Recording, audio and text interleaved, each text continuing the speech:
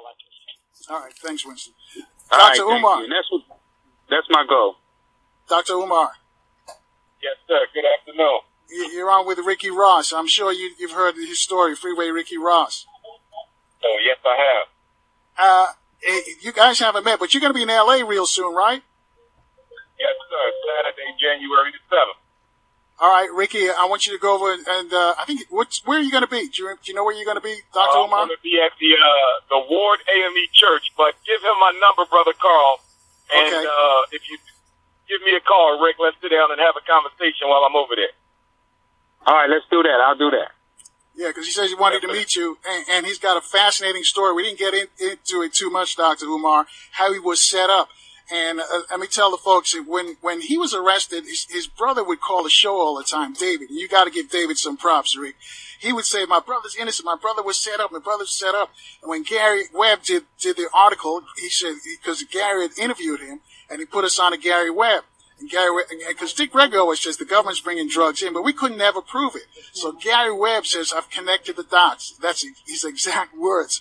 And he sent us, I remember Gary Webb, when the day came out in the San Jose Mercury, he sent me, this was like 3 o'clock in the morning, he calls the newsroom and says, I'm going to send you the first part of the Dark Alliances. That's what I'm calling the series. He faxed me the series, and one of our reporters was in Chicago, the Democratic Convention. The Democratic Convention was on the way at that time. And I told him, I'm going to send you some stuff. I want you to give it to Congressman Maxine Waters, because I think we've found the mother lode right here. She gave it to Maxine Waters, and the rest is history. That's how the story came out. Even with the CIA coming to L.A. trying to meet with us, I was in the room with Steve Coakley, and Coakley said, don't go to the meeting, because they're going to try and get you. So we didn't go to the meeting, but we went to the meeting. It was held at one of the schools down in South L.A. That's how that story... Locke High School, right, Rick. So anyway, we got to go because we got to take a break, and we're going to speak with Dr. Umar. So, Rick, you and Dr. Umar, I'll give you Dr. Umar's number later on tonight, okay? All right, I appreciate it. Thanks, Carl, and I appreciate you having me on. Thanks, everybody. Hopefully I was able to share some information with you, and don't forget to go and check out my book. All right, thanks, Rick. Okay, folks, we'll take a quick break. We're running late right here on AM 1450, FM 95.9, WOL, where information is power.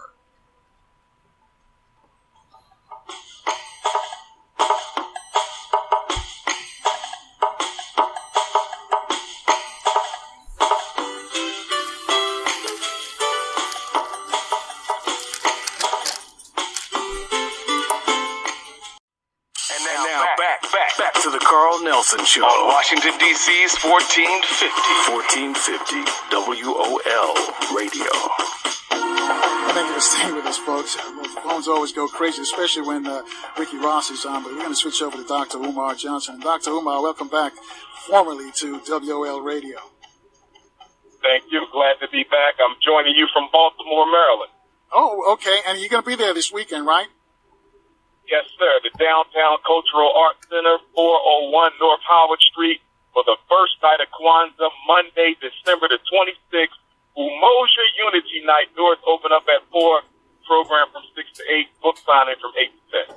All right. Before we get into what you talked about, the crossroads in consciousness, that we've reached a crossroads in black consciousness to put a cap on Ricky. A lot of folks didn't understand why they selected Ricky. Well, Ricky was functionally illiterate at the time. He did not know he was a good businessman, obviously, because he was as good as Ray Kroc, who had the McDonald's franchises. For him to convince so many folks, even though it was destructive at the time, it was a hustle. And he's learned his lesson, and he's out now trying to tell folks not to do what he did, even though he had so many young people who admired him. But that's the story of Ricky Ross, and I'm glad you're going to hook up with him when you get into L.A., Dr. Umar, so you can, because he's one of these guys who wants to know more about himself. He's hungry for knowledge, and I know that you can help him out right there. Definitely, I'm looking forward to that conversation. You said we've reached a crossroads as far as black consciousness is concerned. What do you mean by that? Yes, sir. When you look at black consciousness before 1980, Carl, and then you look at it now, the glaring difference between pre-1980 black consciousness and post-1980 black consciousness, or we could say 20th century black consciousness versus 21st century black black consciousness. And the biggest difference is now we seem to be stuck in the quicksand of intellectual masturbation. Today's scholars are not scholar activists. They're only scholars. They exist largely to disseminate information. So we have this information addiction, but we fail to realize that no matter how much information you share, no matter how much information you research, if you ultimately don't get active about transforming your reality, ultimately the information is useless. You compare that to the scholars of the 60s. They were scholar activists. They researched relevant information so that it could be applied to the everyday black reality, as opposed to today where we have this Hotep hypocrisy where brothers and sisters want to learn about black consciousness and in particularly about the culture in the history, but a lot of the information, Carl, is not practically useful. We need to be focusing on practically useful information. There's a lot to know about the global African experience.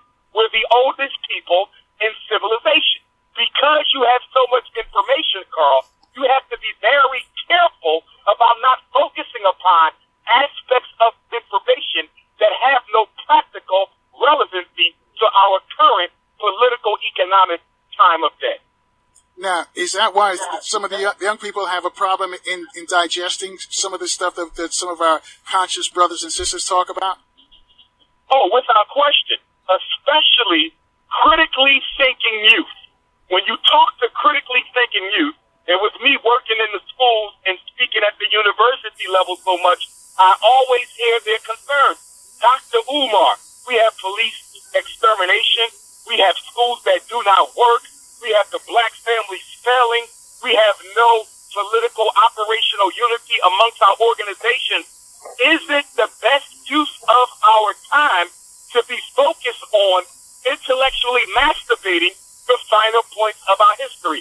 Even if we reach a consensus on ancient Kemet, even if we reach a consensus on African spirituality, even if we reach a consensus on certain cultural issues, how does that in any way, shape, or form transform our current reality?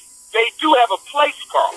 We are philosophical people, so we do need space to engage in ideological conversation, discussion, and healthy debate. I would allow that, but that cannot be the priority. The priority is an organization. The priority is an economic empowerment. The priority is in political solidarity. But if all we're going to be is a bunch of intellectual rebels without a cause to guide the intellectualism, we will be as useless as the Christian pastors who we claim are selling the people out. That's deep. So how do we make that connection? And I've often said this on the show quite a bit too. How do we make that connection to our young people? I think the people, number one, I think that the black conscious community and the larger black community has to start making scholars responsible for their lack of activism. If you have a radio show, if you lecture, if you publish books, if you have documentaries, whatever, if you have a platform and you are not a part of any serious undertaking to transform the black community, you can't do everything, but you can do something. Yeah, a little bit. Then the community should stop supporting you. They should stop coming to hear you. They should stop buying your product because in essence, Carl, you are not an activist. You are a capitalist. You are not a struggler. You are a hustler. And I think as we go forward in the 21st century, we have to delineate. We have to clearly define what we consider to be scholar activism versus what we have now, which is scholar capitalism. We are guilty. And I'm speaking collectively. I'm not going to take myself out of it, although I'm not guilty of that, okay? But we have become, and we have transformed black scholarship the same way the black church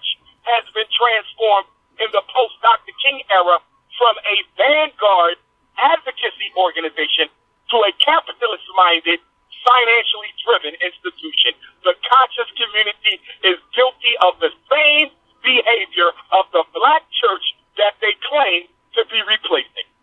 So you're saying because of that, this is why they're repelled by the youngsters? The young folks out there have recognized that? Youngsters, without question, Carl, because the youngsters are looking at the black consciousness speakers, and they're saying, okay, I hear you, and your argument is definitely more valid and accurate than what I get on Sunday at the church or Friday at the masjid or Saturday at the temple.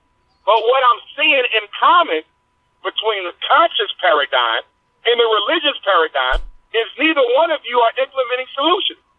Neither one of you are building progressive organizations. Both of you are content with disseminating information and being paid for doing so without giving the people anything to eat.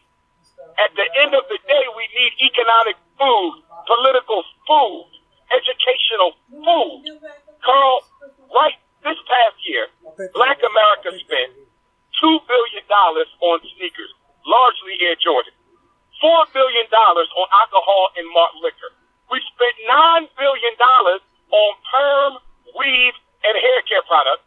We purchased 3 times as many Mercedes-Benz as white folks, although we only have 1/3 of the wealth of white folks, and we spent $600 million on McDonald's and fast food restaurants.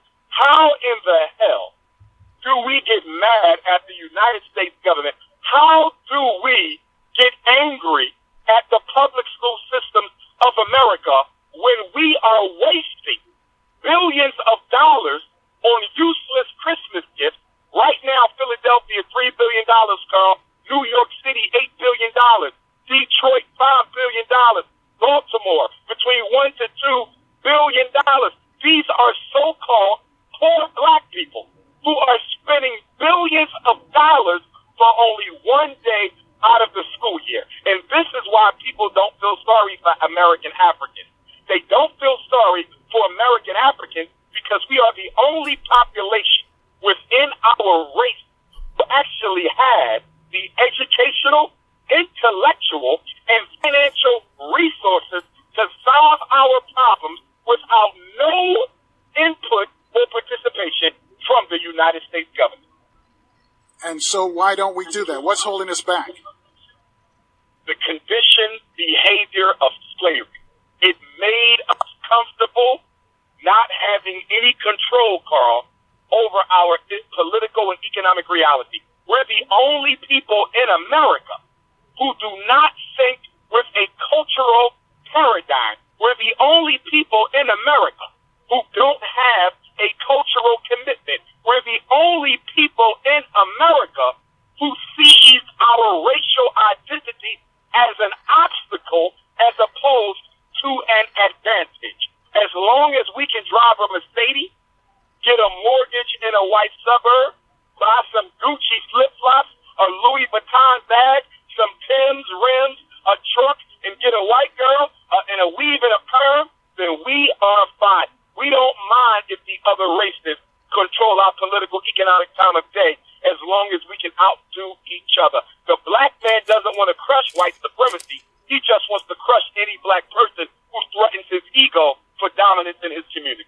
That sounds exactly what Dr. Francis Gus Wilson teaches us. You know, most of us they're not trying to fight or defeat white supremacy. We're just trying to get a better spot in white supremacy. A better spot. Look at most of our leaders.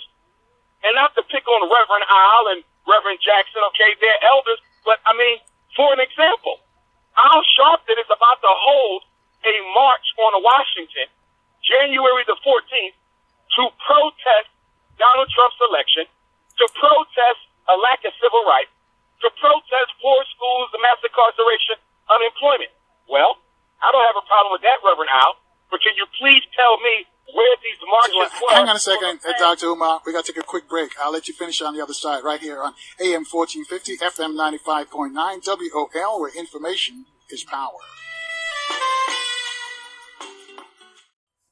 And now back to the Carl Nelson Show on Washington, D.C.'s 1450. 1450 WOL Radio. Thanks for staying with us, folks. Our guest is Dr. Umar Johnson, Pan-Africanist and doctor and also educator. Number to call to speak to him, 800-450-7876. Before we left for the last break, you were talking about this rally that's planned for January. Yes, sir. Reverend Al Sharpton is having a rally. Buses are going to be leaving from all over the country. January the 14th, I believe, is the date. He wants to protest Donald Trump. He wants to protest the injustices against black people. However, and I support it. I support it. Okay, but let me say this. Reverend Al is going to look like a very big hypocrite, Carl, and he's going to look like a hypocrite because you did none of this for the 8 years during the Obama administration. You did not protest Obama's neglect of black folks. You did not force President Obama to order a United States Department of Justice investigation into the national systemic killing of defenseless, unarmed African Americans by white police. You did not force Barack Obama to do anything about the schools. So for 8 years, you stood by and you defended Obama to every black scholar and activist who said he needs to be accountable to us. I even heard Al Sharpton once say, quote, "We don't need a black agenda." I heard him say that. We don't need a black agenda. A man who made his career on the black agenda. And I'm not assassinating his character, but I'm showing the inconsistency in your political behavior. You cannot take an 8-year break as a black leader. You cannot take an 8-year break as a black leader and then come back once the president is white again. Dr. King said it best. Injustice is injustice, whether it's done by a black person or a white person. And Barack Obama neglecting black folks doesn't make it any better because he's black. And Al Sharpton, okay, disappearing on black folks for 8 years doesn't make it any better because he's black either. We have to hold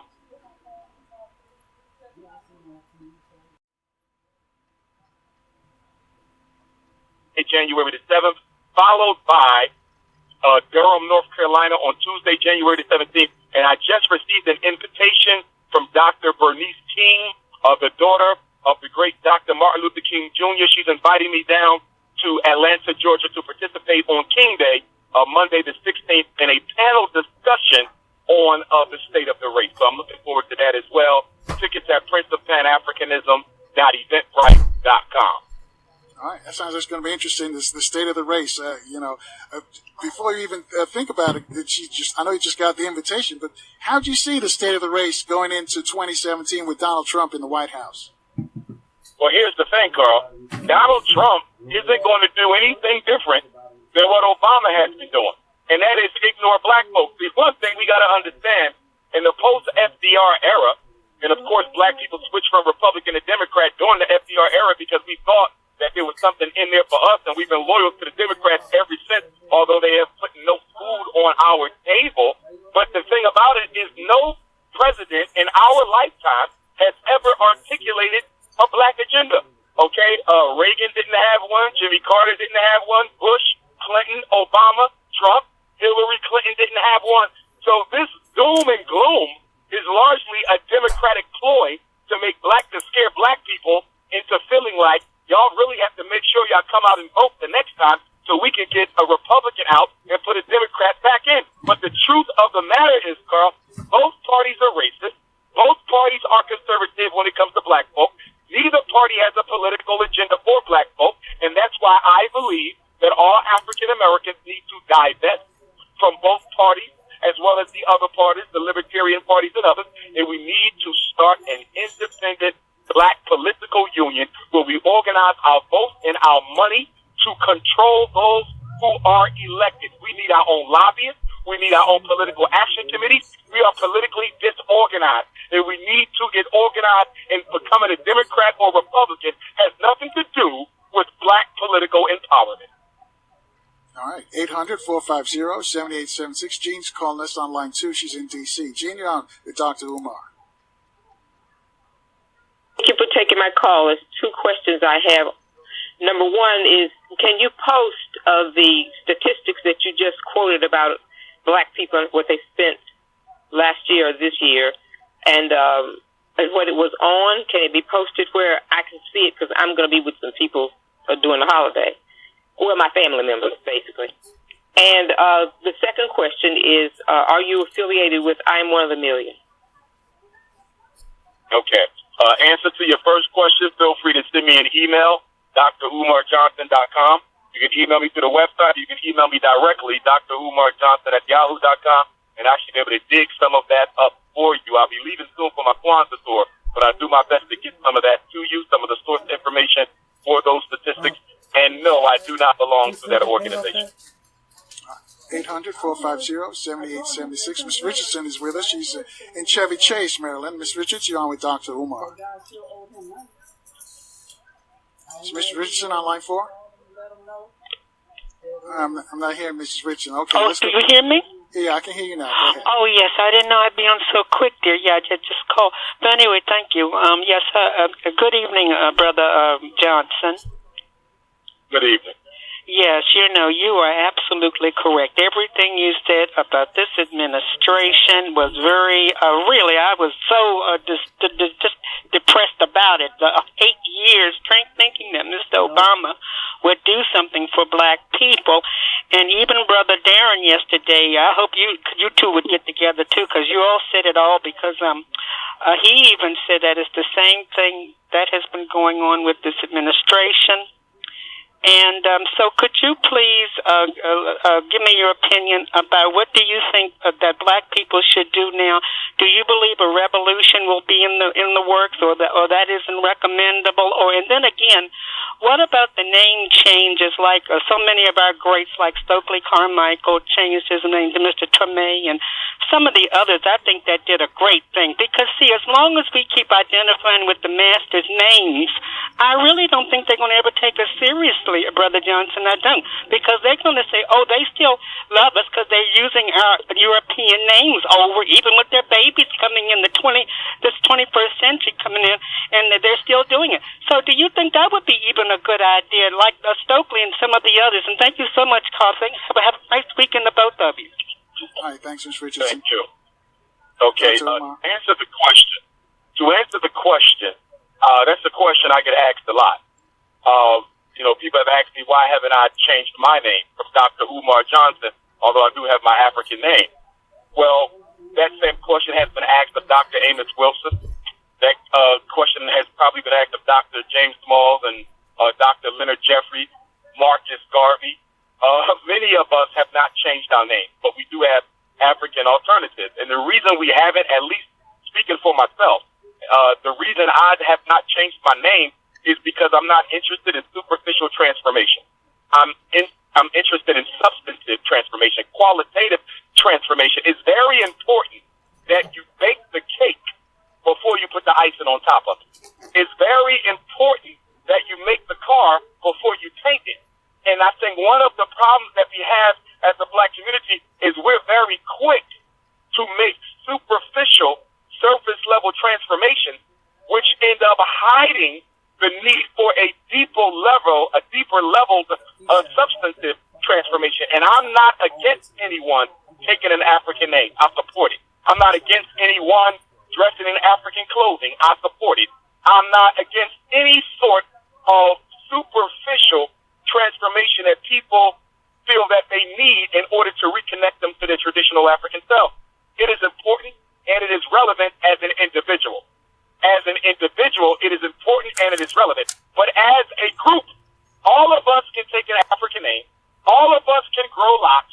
All of us can start wearing shea butter. All of us can eat veggie wraps. All of us can run to Egypt every year. And if we do not deal with the political, economic, and educational reality in the black community, none of that window dressing will be of any benefit to black folk. We've been dealing with superficial cultural nationalism for 50 years.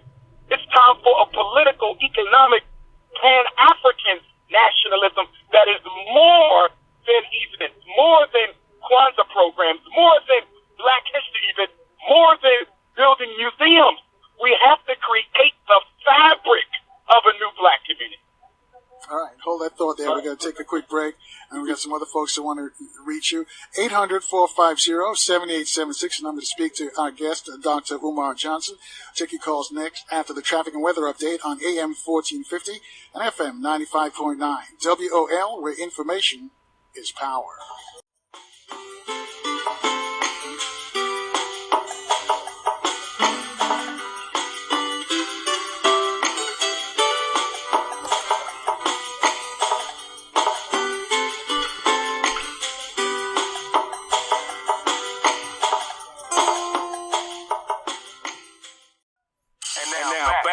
Back to the Carl Nelson Show on Washington, D.C.'s 1450 WOL Radio. Thanks for staying with us. Our guest, Dr. Umar Johnson. As he mentioned, he's going to be in Baltimore later this weekend. We'll tell you more about that. He says black consciousness is now at a crossroads.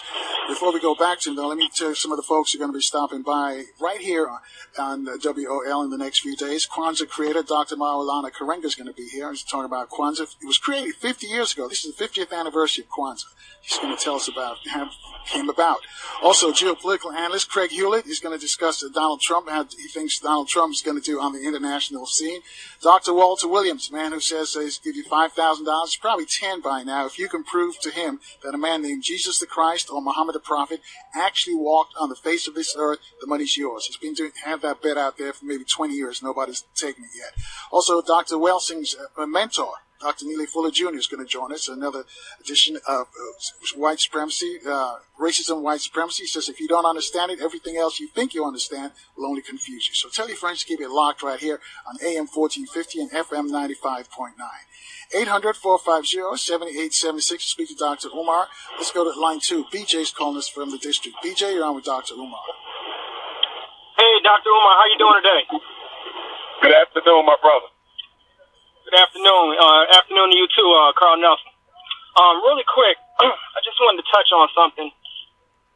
As far as us labeling all of our intelligent, smart brothers and sisters, Uncle Toms or, sellouts, I think we got to find a medium as a people, especially with the non-conscious younger generation, that, just because someone might, be intellectually smart, it doesn't necessarily label them an Uncle Tom. And, if you read Uncle Tom's Cabin, you know that Uncle Tom was actually trying to help his people. It was a Sambo that actually sold his people out. But, for somebody that actually has a platform such as yourself, Dr. Umar, is there any way that you can, I don't know, maybe try to change that mindset through some of your speeches to, not necessarily attack all of our leaders that are actually maybe, trying to help and label them with that stigma as, being a quote unquote sellout.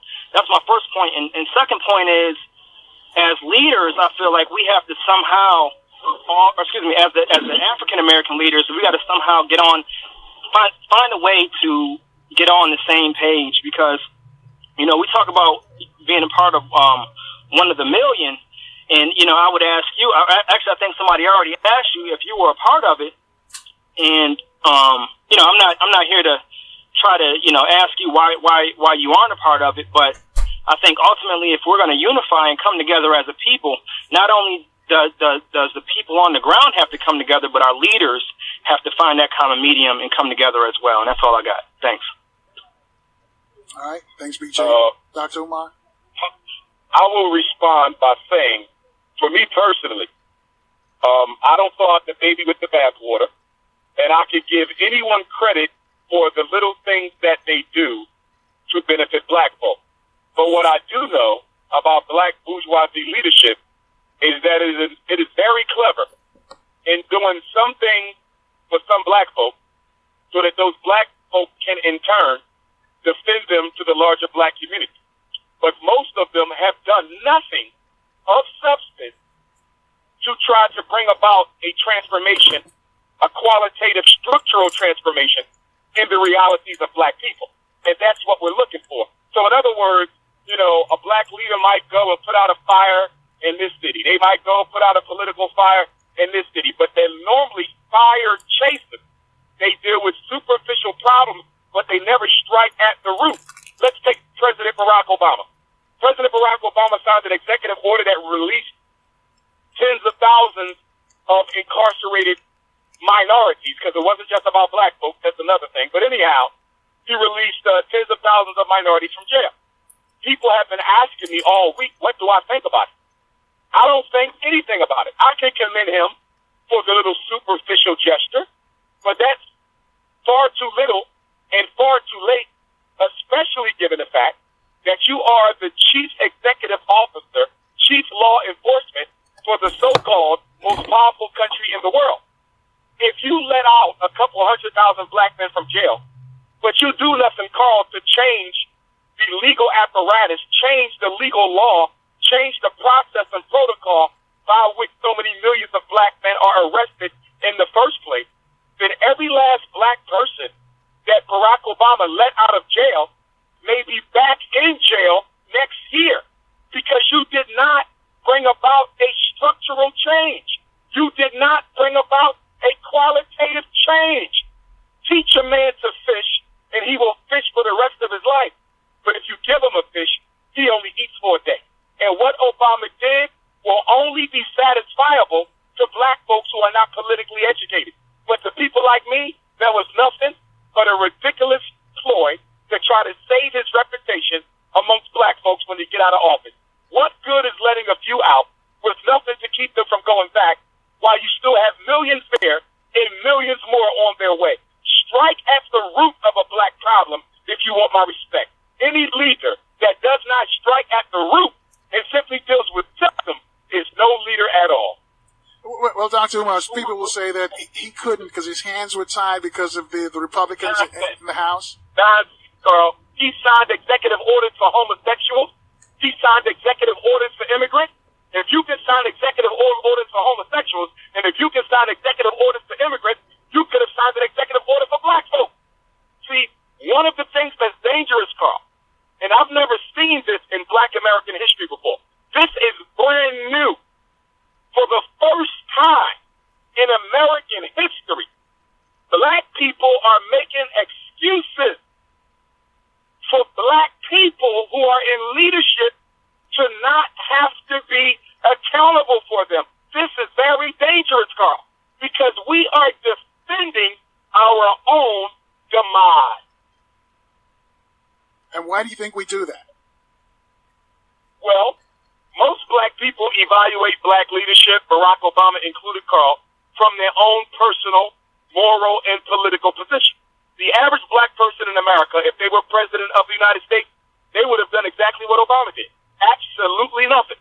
So the reason why they don't have with Barack Obama is because if they were Barack Obama, they would have ignored black folks too. See, it's easy to excuse the behavior of a traitor when you have to be a traitor yourself. And this is why, Carl, we have to change the collective consciousness of African people. But hope we haven't lost it. So I had a click in the phone.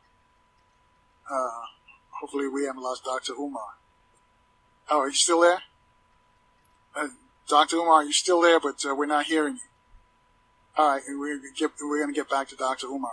Interesting conversation going on. When he comes back, I want to find out what would he do if the president said, "Oh, all right, Dr. Umar, what is it you want? What is it the black folks want?" And I keep asking this question because he mentioned that the president did sign an executive order for the homosexuals, sign an executive order for the immigrants.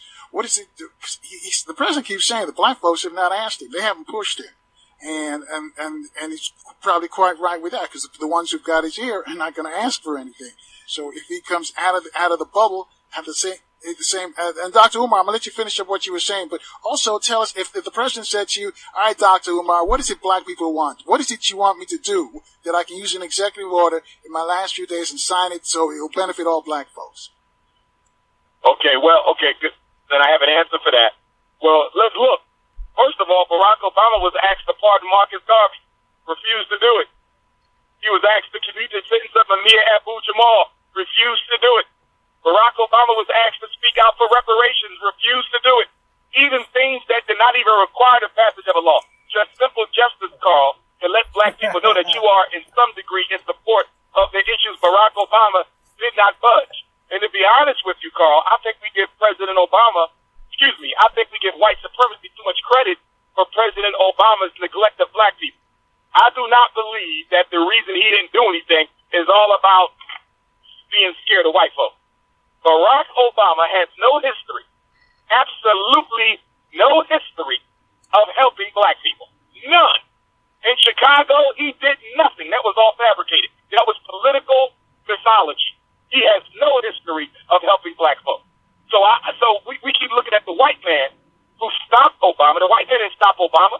Obama was not interested in doing anything for black. He was raised by white racist grandparents, for crying out loud. He never knew his father, So he had no black consciousness. He had no African consciousness. He has a white consciousness. He is a white man psychologically trapped in a biologically black man's body. Now, to answer your question, what would I want the president of the United States to do for black folks? Well, number one, pay reparations. Give us the unearned income of our ancestors with cost of living increases for every year since 1865. That's number one. Give us that. Number two, that reparations payout should also include that black people get exclusive access to certain types of land in this country, certain resources, certain services. We never pay taxes again in our life. Number three, any policeman who kills a black person, okay, unarmed, defenseless black person, gets charged with a hate crime. If you kill a black person as a cop, you get charged with a hate crime. The next thing, Brother Carl, is give black people access to capital. Every African in America must be given access to liquid wealth so that we can build the infrastructure in our community. My good friend, Dr. Claude Anderson, said it best. Black people have been spending too much time fighting for rights, and we need to start fighting for resources. People who have resources don't need rights. The only right that black people have ever fought for is the right to participate and integrate with white folks. When you have resources, you don't need rights. So if I was speaking to the president, that's what I would do. Educationally, Carl, I want more black male teachers. I want more black male principals. I want homosexual curriculum taken out the public and charter schools. And then on top of that, I want community control of the school, and I want teachers to be held accountable when the children absolutely do not learn. Give me wealth. Give me control of my school. Give me my reparations, and I will never ask you for another thing in life. All right, well put, because I ask that question all the time, and I don't get a response. I'm glad I got a response there from you, Dr. Umar. We got some folks who want to talk to you. 800-450-7876, line 4. Randy's calling us from Indiana. Randy, you're on with Dr. Umar. Hey, hello there. Pleasure to talk to you, Dr. Umar. I'm asking this question, and it may sound a little bit like something like I'm trying to be a little bit flippant, but I'm not, because I'm talking about what will logically occur if the transformations that you speak of took place. So my question is this. I'm trying to figure out if the transformations that you speak of occurred in the black community, as far as the quality and the existence of all black people's lives, you do realize that the racial blending would take place at a much faster rate than it is now.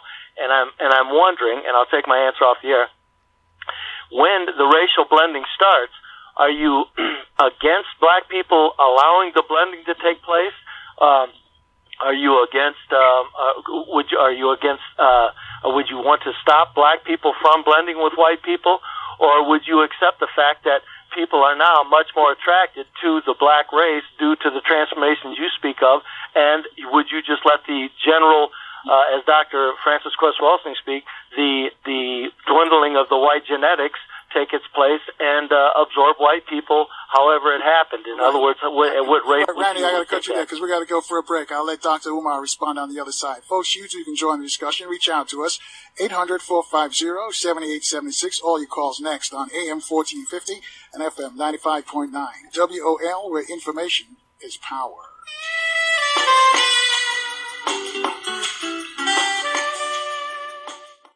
The views and opinions of the following show do not necessarily reflect the views and opinions of News Talk 1450 WOL, Radio 1 Incorporated, or their management.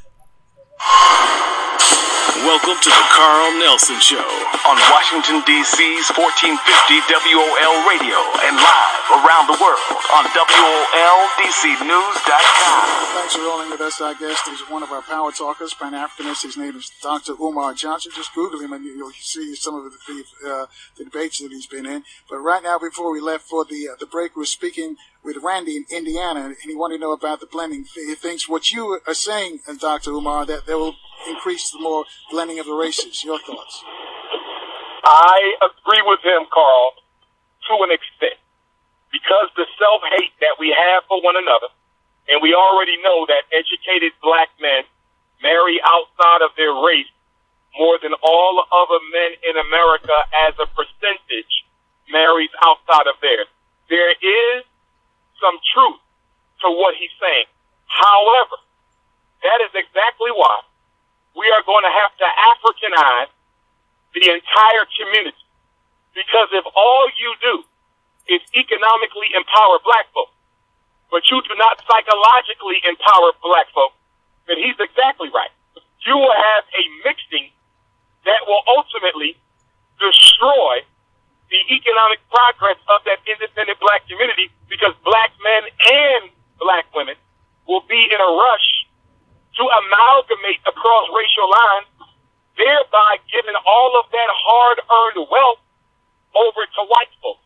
And what I need people to understand, when I talk about my opposition to interracial marriage, it has nothing to do with the hatred for other people. It has everything to do with the love for black women. Marriage is economic as much as it is emotional. And because it is economic, and because women generally live longer than men, when a black man marries outside of his race, Carl, when he dies, and he's likely to die before his wife, all of his wealth, all of his assets, all of his liquid earnings will be given over to white folks, and those white women who these black men marry are just as racist as any other white person. And I haven't heard yet of any of these white widows of black billionaire husbands or millionaire husbands taking any of that inheritance and dropping it off in the black community so we can use it to our best interest. It is the greatest act of treachery, the greatest act of treason, the greatest act of betrayal for a black man to marry a woman outside of his race, because in essence, you are empowering white people against your own people. 800-450-7876. Sandra's calling us on line 5. She's in the district. Sandra, you're on with Dr. Umar. Hi, Carl and Dr. Johnson. Oh, Dr. Johnson, you're just wonderful. Okay, you said superficial transformation. Us going from Negro to colored to black to African American, is that a superficial transformation? Yes, it absolutely was. When you do the history on African American as a term, Jesse Jackson gets most of the credit for that. He introduced that term in the 80s as a way to give black people a sense of psychological equality with white folks. When you look at us going from the N-word to Negro, Negro was used also as a way to become acceptable to white folks. Let's be clear about something. For our first 200 years in America, our first 200 years in slavery, we still identified as African. That's why you have the African Free School. You have the African Intellectual Society. You have the African Methodist Episcopal Church. We knew we were African. But in the early 1800s, we decided to transform from being African to being Anglo-African, to being Little Negro, Big Negro, Black, African American. These words, these identities, we only use them because we think that if we could come up with the right title for ourselves, white people will accept us. We're not using these labels because we want to be a free, independent thinking people. We're using these words so we can become accepted by white folks, because 98% of blacks in America hate their Africanity, want nothing to do with their Africanity. Quick example. I created the buzzword unapologetically African. That's my creation. But because black people don't want to be African, they took it and they corrupted it into unapologetically black. So you see Beyonce and Kanye and Jay-Z and everybody's unapologetically black. That's my creation. But it wasn't unapologetically black. It was unapologetically African. But we still hate being African, and that's why we anchor so much after being accepted by white folks. And Dr. Johnson, one other thing. Black men and black women say, well, I married this white person because I love them. But adults don't make decisions like that. Teenagers make decisions like that. I love this person. adults make decisions, like you said, it's financial and other things. Emotion is not the only thing that comes into factor when you marry someone. That's the way a teenager would do it, not adult, you know. Are your opinion? I agree with you. Black men marry white women because they wish they were white themselves. And by giving birth to offspring who will be so-called half white, he feels that he is helping to kill his Africanity as a means of improving his genetics. So when black men marry outside of their race, what you're looking at is a self-inflicted genocide, a self-inflicted psychological genocide that we engage in by trying to whitewash ourselves and whitewash our descendants by putting our seeds within white women. Any black man married to a white woman has a low self-esteem issue. He marries the white woman because he feels by having her, it gives him a psychological feeling of equality next to white women. Self-respecting black men do not have a need to have a white woman. All right. Thanks, Sandra. 800-450-7876. Monica's reaching out to us. She's calling us from Cincinnati. She's on line 3. Monica, you're on with Dr. Umar. Good afternoon or good evening, gentlemen. How are you? Good afternoon. Great. I just wanted to call in. Dr. Johnson, you and I spoke maybe 4 weeks ago, 4 or 5 weeks ago. I am a member of the 1 million, and I was curious if you had an opportunity to review our website. As I listen to you, I hear a lot of what we are promoting. So I'm curious to know if you just had an opportunity just to review the website, review our place, review what it is that we are doing. Not yet. Not yet, Dean. Not yet. I did get the email, but I've had a barrage of psychological evaluations I've had to conduct on children over the past 2 weeks, and I've been getting ready for this Kwanzaa tour. So I have not yet, and I've been visiting schools as well. So I haven't had a chance to, but I definitely will take a look at that when I get some time. I promise I will do that. I would encourage you to do so. As I stated, so many of the things that I've heard you say today are in direct correlation to the things that we are promoting for our people: self-determination, the ability to marry, public policy, and economic empowerment. We believe in those things, reparations. So these are things that we have in common. And I think one of the callers, maybe a couple calls ago, asked you about black leadership finding common ground. And I would encourage the listeners here, as well as yourself, to know that not only are we talking about it, we're actually doing the things that you're talking about right now. We are building a movement. We are in 46 states right now. We are doing the things that need to be done to position our people to benefit from what some may view as a catastrophe of Donald Trump's presidency, but I see it as an opportunity, and we see it as an opportunity for our people to come together and do the things that we need to do in order to build what we need to build. In order to build a black nation, we have to do more than talk about it. We have to actually be about it, and somebody has to do the work. Right. We cannot rely Monica, on... we get the point because we got a bunch of folks who want to talk to Dr. Umar, and I think he responded. Is there anything else? Is there a question in there that you want to ask him? I think she's gone. 800-450-7876. Let's keep moving then. Johnny's calling us from Long Beach in California. Johnny, you're on with Dr. Umar.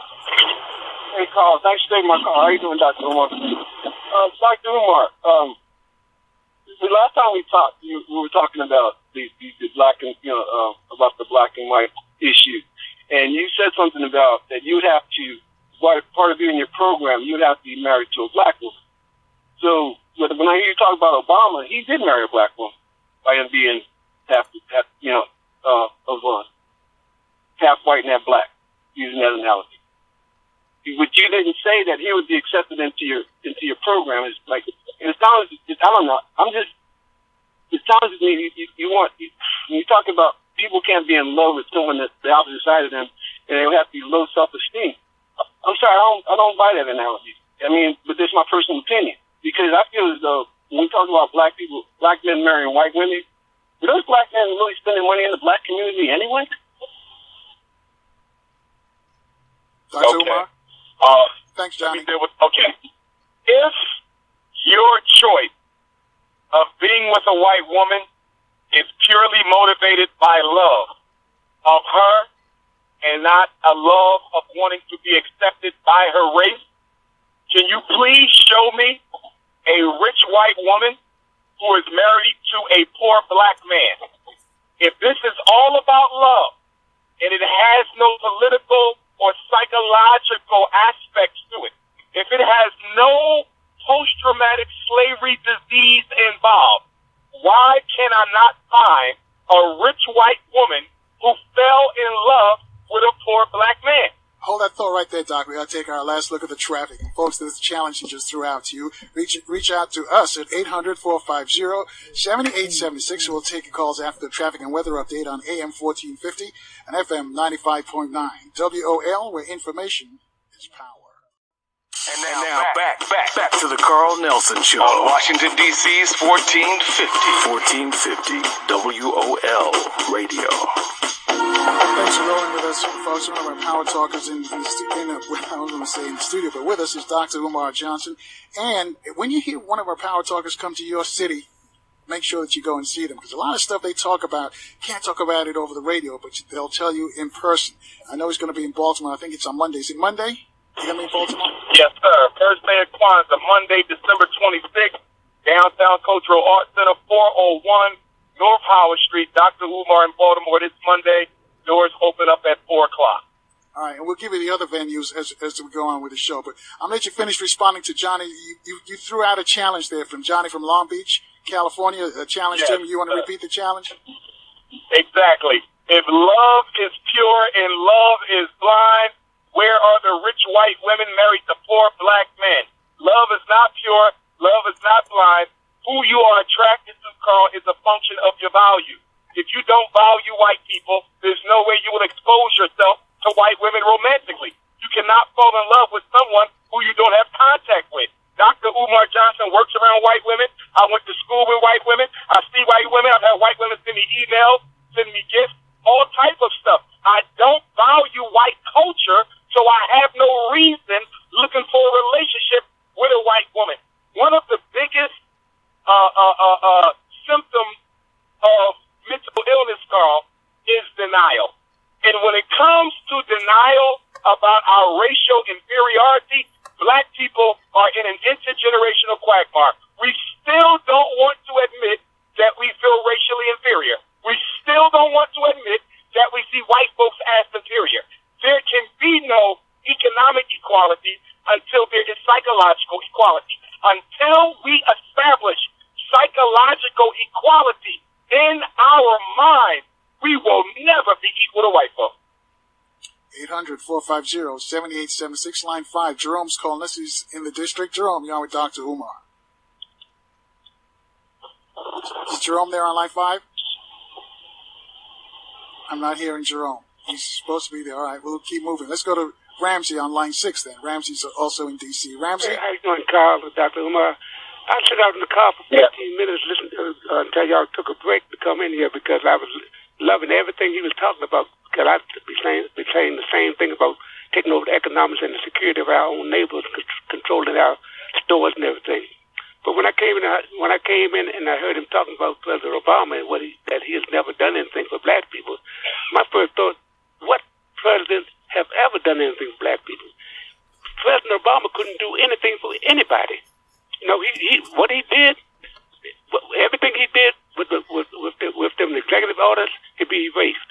So what I'm saying, nobody complained about Bush when he was in office to talk about him, but I just resent the fact that a black president, a black man would get on the air and just to put him down like that, when the reality is nothing no president has done for black people and never will. Why?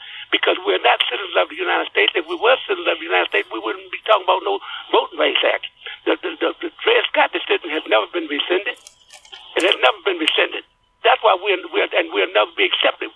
We are hated right about black people having inferiority complex, but why? But why?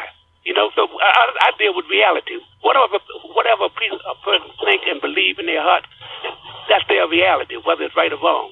What I'm saying to you, in all due respect, I think it's really wrong, or anybody else is wrong, saying that President Obama didn't do anything for black people.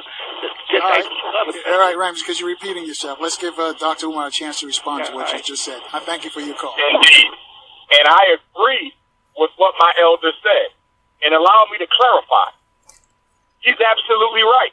No president has ever done anything of substance for black folks. But most presidents have at least tried to act like they were going to do something for black folks. They put out superficial programs that did not strike at the root of our problem, but dealt with some of the symptoms. President Obama didn't even give the posture as if he was interested in dealing with black issues. And what's most important that I need my elder to understand is not the fact that no president ever done anything for us. He's correct. But Obama is the first president who we never even asked to do something for us. The significance of Obama is not his neglect. Let me say this. The significance of Obama is not his neglect. I'm not upset at Obama. I'm upset at us because we allowed Obama to become the first president in United States history that ignored black people and got away with it. That is the point I need my elder to understand. And the other quick point, I am not loyal to personality. I am loyal to principles. You cannot say Obama did nothing for nobody else. He gave homosexuals 3 federal laws. He gave homosexuals a Supreme Court justice. He gave homosexuals 250 federally appointed jobs. He gave the Latinos federally appointed jobs a Supreme Court justice. He gave women the Equal Pay Act Supreme Court justice. He gave immigrants landmark federal legislation. He gave black people nothing. So the issue is not Obama. The issue is us for allowing Obama to go unchallenged for his neglect. All right, 800-450-7876. Rashid's calling us on line 4. Rashid from Washington, D.C. Rashid, you're on with Dr. Umar. Yeah, thanks for taking my call. I had a question, but I wanted to make a comment because I totally disagree with the doctor in terms of Obama absolutely doing nothing. First, he kind of contradicted himself by saying that Obama was raised by white and thought white when he's married to a strong, powerful, intellectual, articulate black woman. Secondly, that Obama had, I mean, I know a number of people here in the Washington, D.C. area, due to the programs that he implemented, are in their homes today and not foreclosed on because he implemented programs to allow that to stop happening. He put caps on credit on interest rate so they wouldn't gouge you. You don't have to put your education program so people could go to school. You can't come in there like Farrakhan as the president with the fruit of Islam behind you and say, I'm doing all this for black people. They would impeach him. He has to be sneaky and do things undercover and within the system. And black folks, I don't really think that they understand the system. If you don't understand, that's what he was doing. And now if you want to see some stuff reversed and not have anything done for black folks, because I tell you, if I'm Donald Trump and I think like Donald Trump, I'm not doing jack for black people. Why should I? I wouldn't have to do anything for them because they're going to still spend money in my places, in white institutions and white places. I don't have to do anything for you. They treat you like dirt and still keep it moving. Now, my second question is, because I'm a nationalist, at this event in Baltimore, are they going to lay out a plan? Because I'm standing in the front line. Are they going to lay out a plan to help in terms of programs to help? Because reparations, the only way reparations would ever work, it can't be a check. It has to be some kind of, you get a free education or you don't pay taxes.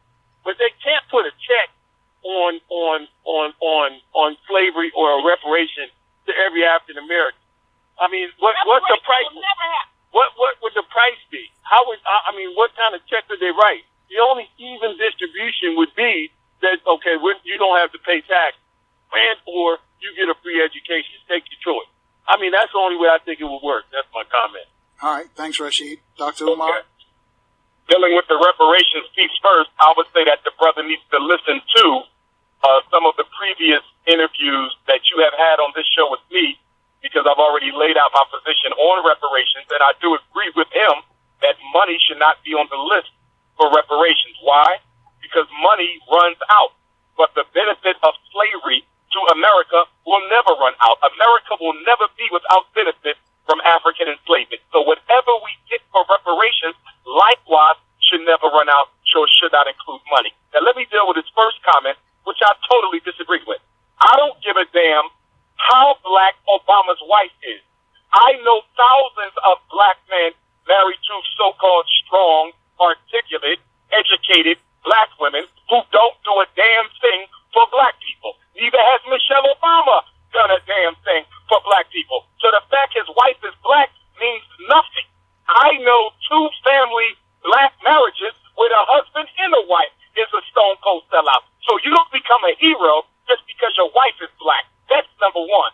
Now let's deal with number 2. You said that Obama created programs for black folks. A program at the federal level is nothing more than money. Money that you throw at a problem. And those programs that you create will be undone by the next president, because a program is nothing but money. Homosexuals didn't get programs. Homosexuals got laws. Immigrants didn't get programs. Immigrants got laws. White women didn't get programs. White women got laws. So you telling me I'm supposed to be content with the fact that he came up with a Brothers Keepers initiative, which did absolutely nothing to bring industrial programs back into the high school, did absolutely nothing to bring black male teachers or principals into the high school, did absolutely nothing to cut down the suspension and expulsion of black boys, did absolutely nothing about the special education and ADHD referrals and diagnoses and medication of black boys, but because your president threw money at a black problem without transforming the nature and causes of that problem, I'm supposed to be content? That's absolute nonsense. And what I cannot stand is when black folks exaggerate the position of us who hold president accountable by trying to allege we wanted him to carry out a black agenda. I know more than most people that Barack Obama could not have carried out an agenda for blacks where he managed to eliminate every problem that we have. But what hang on a second, Dr. Umar. We got to take a quick break here. I'll let you finish up. You're on a roll. I hate to break you, but got to take a quick break here. 800-450-7876 gets you on to speak with Dr. Umar. We're taking calls next as the big show rolls on from AM 1450 and FM 95.9 WOL, where information is power.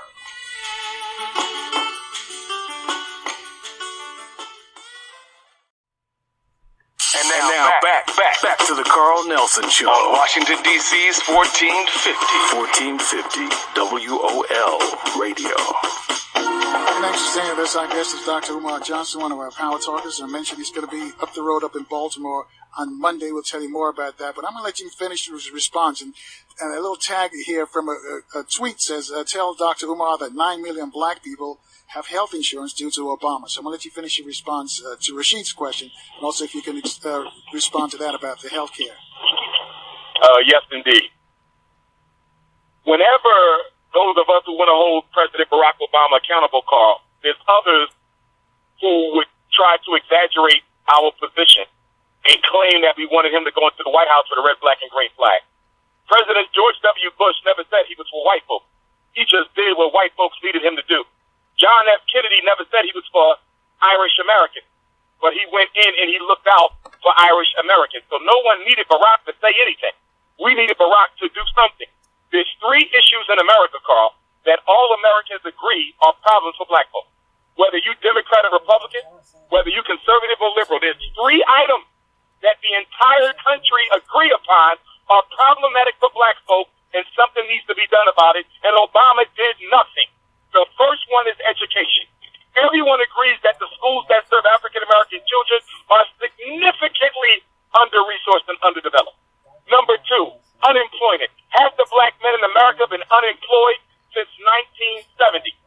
Everyone knows that unemployment for black men and women is an issue. Obama did nothing about it. And the third thing, mass incarceration.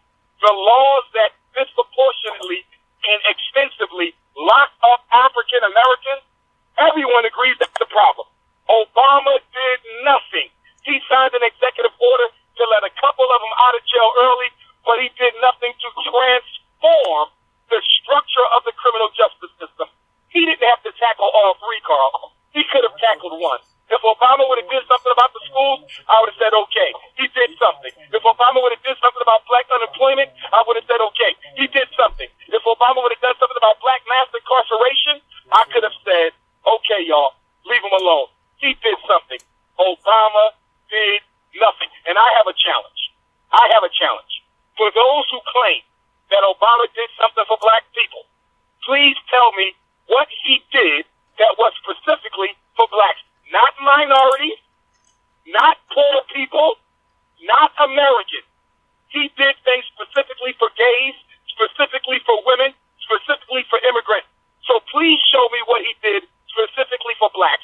Name one thing he did specifically for blacks, including your program. And as far as the sister goes, Carl, who said 10 million black folk have health care because of Obama, I would say to her that she needs to do her political research, because nearly every state in America has some sort of low-income health insurance to cover the people in that state.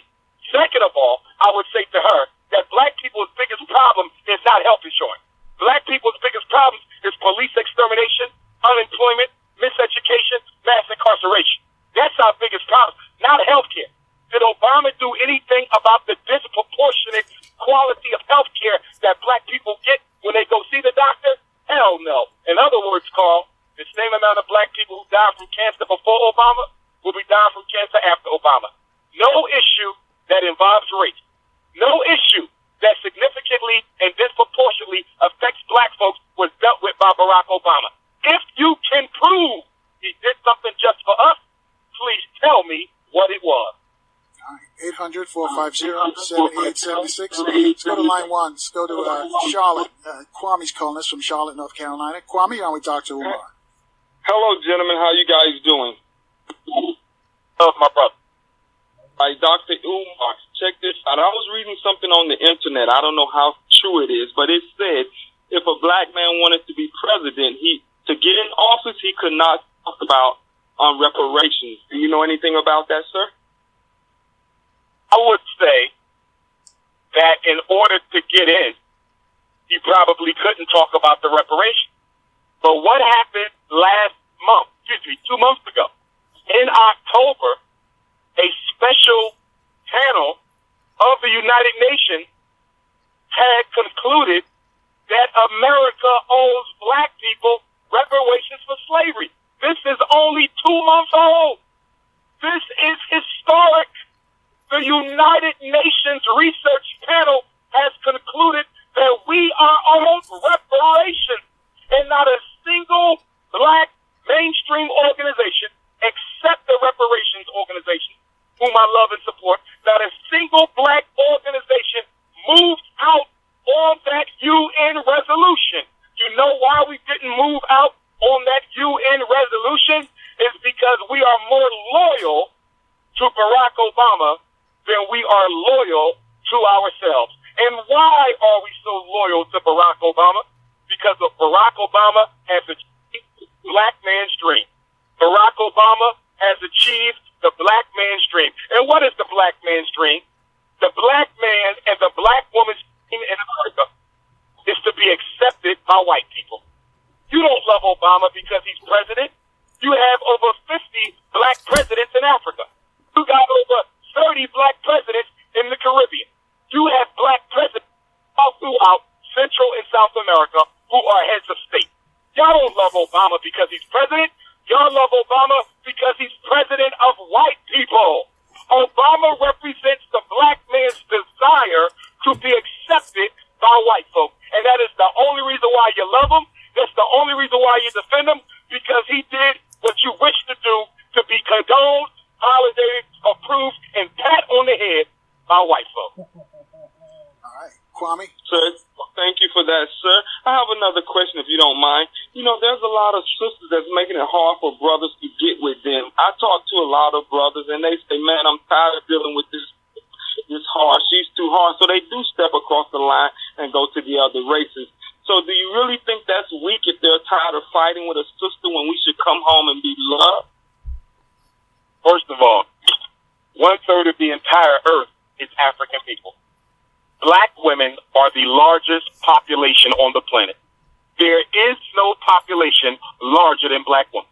I cannot accept that excuse because if that particular woman is too, quote unquote, rough, find another one. And if you can't find her in D.C., find her in Baltimore. If you can't find her in Baltimore, find her in Detroit. If you can't find her in Detroit, find her in Texas. And if you can't find her in America, find her in Angola. Find her in Senegal. Find her in South Africa. Find her in Nigeria. Find her in Jamaica. Find her in Bermuda. Find her in the Barbados. There's too many African women around this planet who come with too many different personalities, too many different looks, too many different sets of goals, too many different spirits for a black man to say, I cannot find a black woman that is conducive to my needs. That is absolute nonsense. It is an excuse, and I will not accept it. All right. Thanks, Kwame, calling us from Charlotte. 800-450-7876. Dr. Ed is reaching out to us from the district. He's on line 3. Dr. Ed, you're on with Dr. Umar. Let me tell you something. I called into your show many times. I'm Dr. Ed Dowdy, and to your guest, Carl Nelson, in all due respect, let me talk before you say anything. Please don't talk over my words.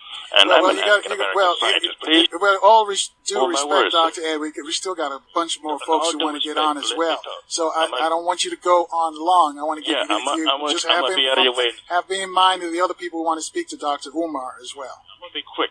African American women in this country are highly educated. You know, the education gap is closed now, and African American women are doing great things. They're getting advanced degrees and have very good knowledge and so forth.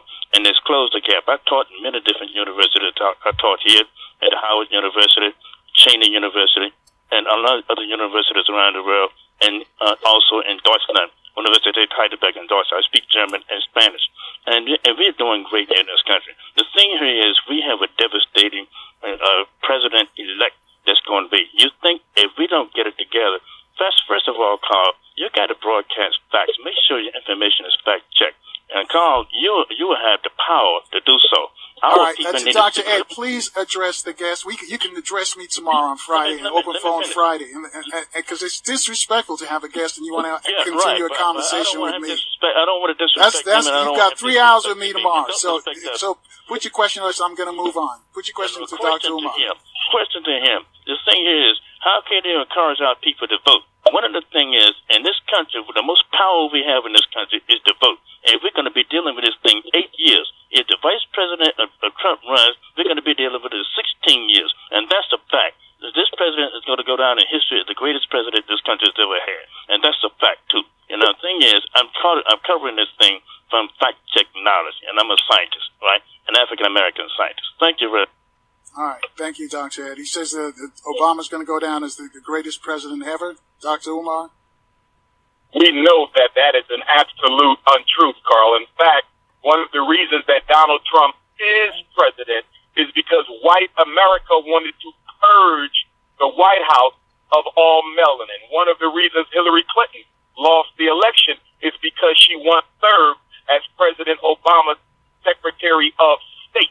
They wanted to get rid of Obama. They wanted to get rid of anybody like Obama. They wanted to get rid of anybody who was with Obama because Obama was a black man. What I did love about white folks putting Donald Trump in office is it taught Barack Obama and all these bougie Negroes elect. They taught Barack Obama the same lesson they taught O.J. Simpson. They taught Barack Obama the same lesson they taught Oprah Winfrey. They taught Barack Obama the same lesson they taught Tiger Woods.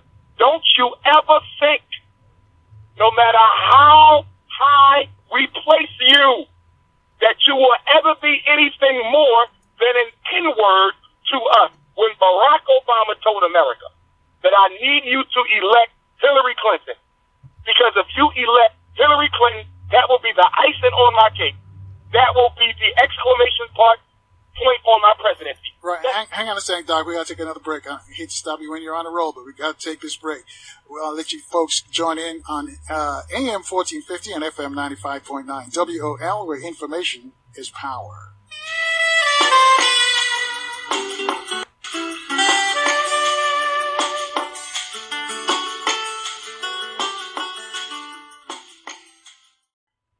And now back to the Carl Nelson Show on Washington, D.C.'s 1450 WOL Radio. Thanks for rolling with us. Our guest is Dr. Umar Johnson. As I mentioned, he's going to be in Baltimore on Monday talking about Kwanzaa. Speaking about Kwanzaa, Kwanzaa's creator, Dr. Maulana Karenga, is going to be here as well next week. This is the 50th anniversary of Kwanzaa. He created it, so he's going to be here. You get a chance to speak with him. Also, geopolitical analyst Craig Hewlett's going to look in his crystal ball and see what the problems that lay ahead for Donald Trump in 2017 on the international level.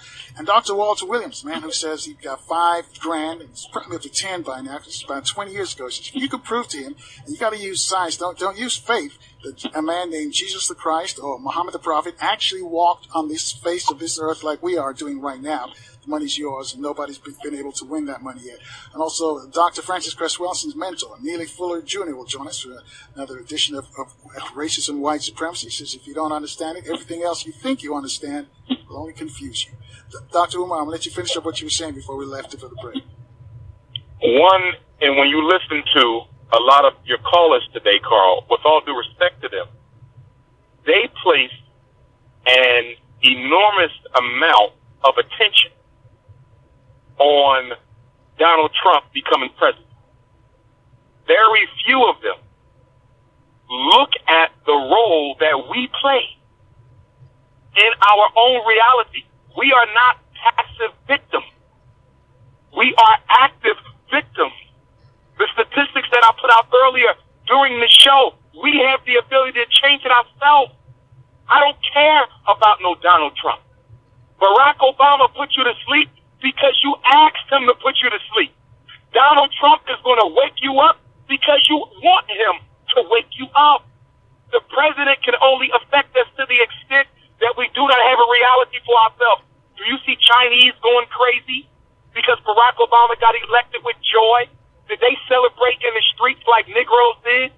Or do they have a doom and gloom because Trump has won? Do you see European Jews going crazy when Obama won, thinking God came back? Do you see them despondent and depressed because Trump won? The point is, Carl, every culture in America has a cultural agenda that they stick to no matter who the president is. And if you have that cultural agenda, irregardless of who the president is, if you have your vote organized as a people, and if you have your money organized as a people, then you will be able to play your hand of cards. You will be able to get your objectives achieved no matter if the president is black or white, Democratic or Republican. We have a very dysfunctional and unhealthy approach to electoral politics. What about that $4 billion in alcohol we spend every year? Well, how about we deal with that instead of Donald Trump? How about the $9 billion our sisters spend on perm and weed that we could use to put black men who they claim they can't find to work?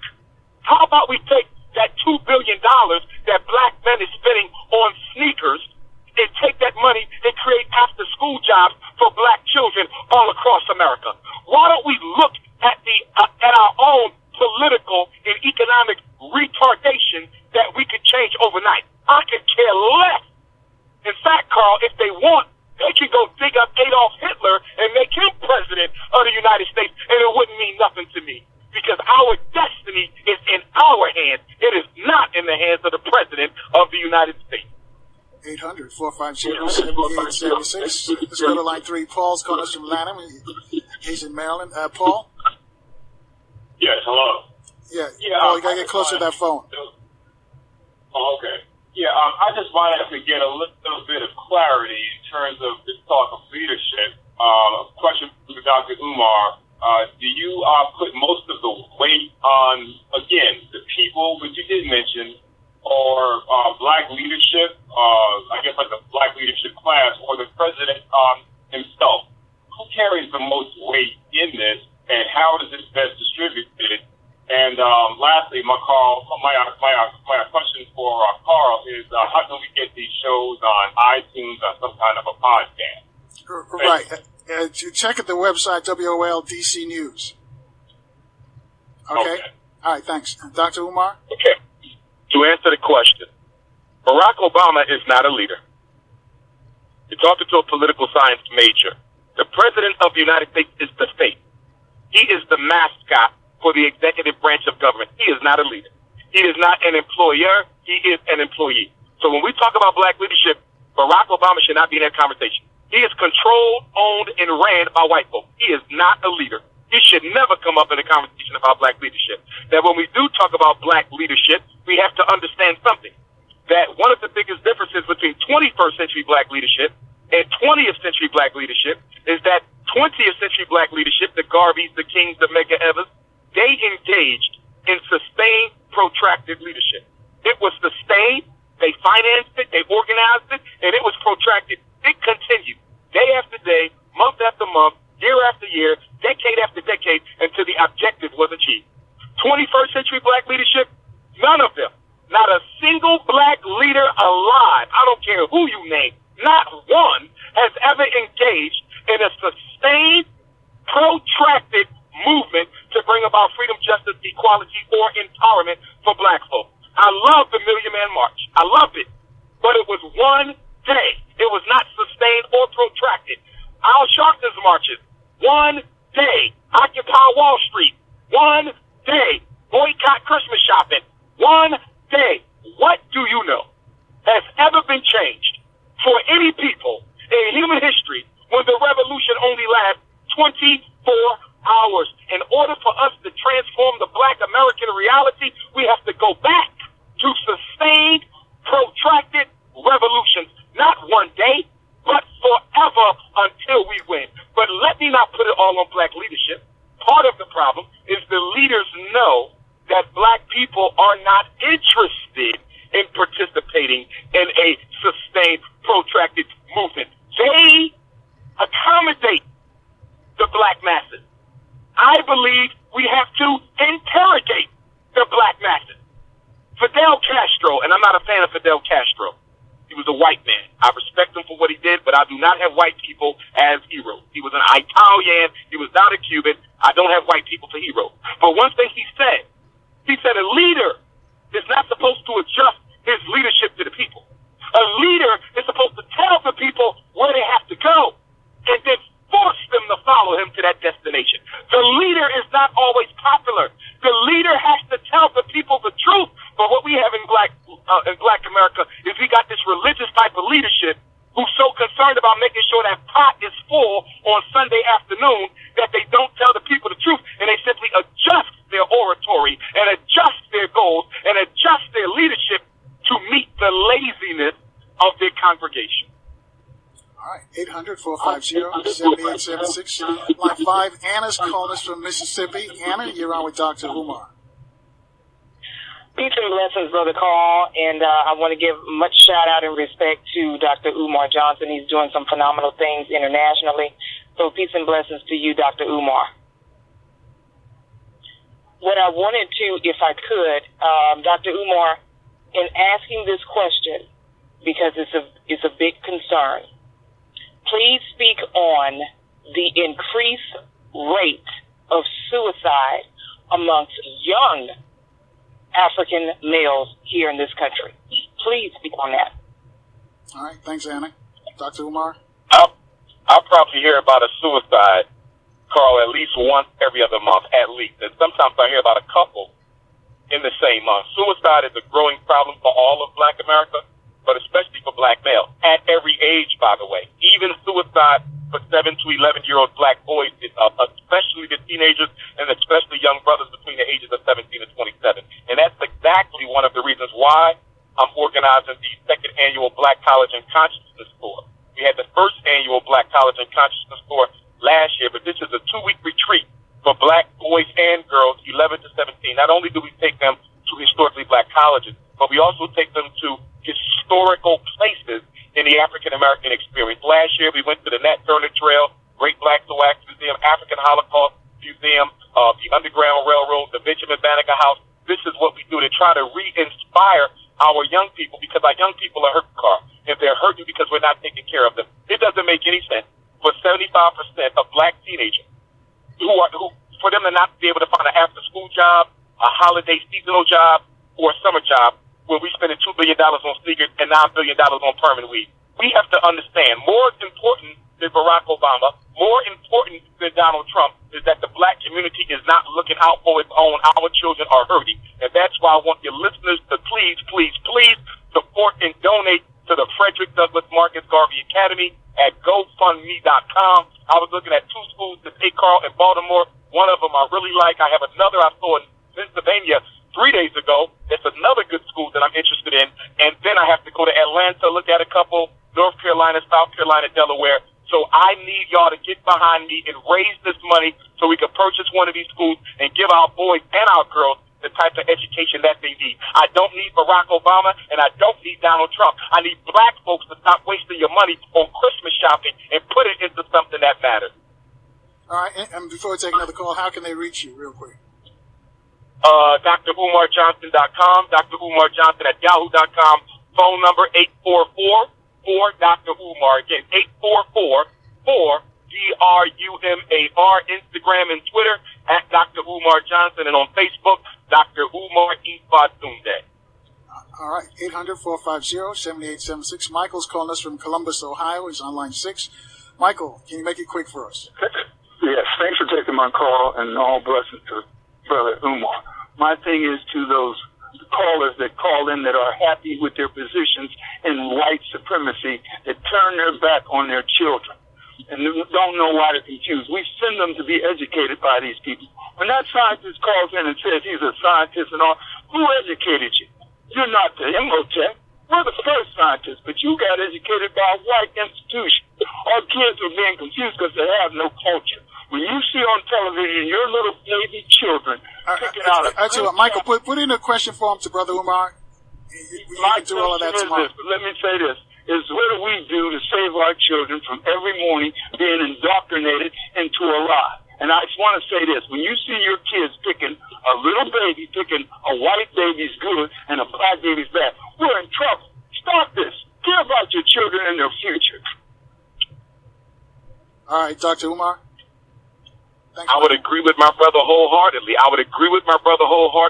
And I would say, Carl, if you listen to the temperament of a lot of the comments that were made today, they were all about how we can participate in the American reality. Whether it was elections, no matter what it was about black people participating in the American reality. Do you think Chinese have those conversations? Do you think Arabs want those conversations? Do you think East Indians desire those conversations? They don't talk about participating in the American reality. They talk about creating their own cultural reality in America. And that is the difference between us and everyone else. That's why they're doing well, and we are at the bottom. All right, we got to run out of here. But Monday, where are you going to be in Baltimore? Monday, downtown Cultural Arts Center, CLB Square, Dr. Umar Johnson. In fact, our interview today, Carl, has energized me, and I'm super ready now because I got a lot I have to go over based on some of the comments I heard today to clarify my position on things.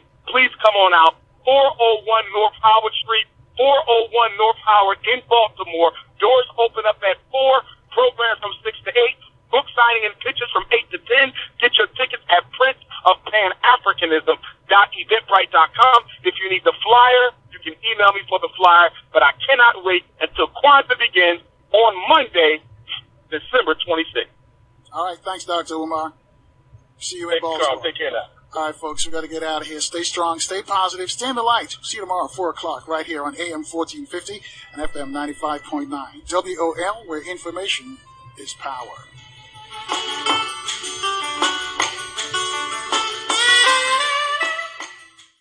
The views and opinions of the following show do not necessarily reflect the views and opinions of News Talk 1450 WOL, Radio 1 Incorporated, or their management.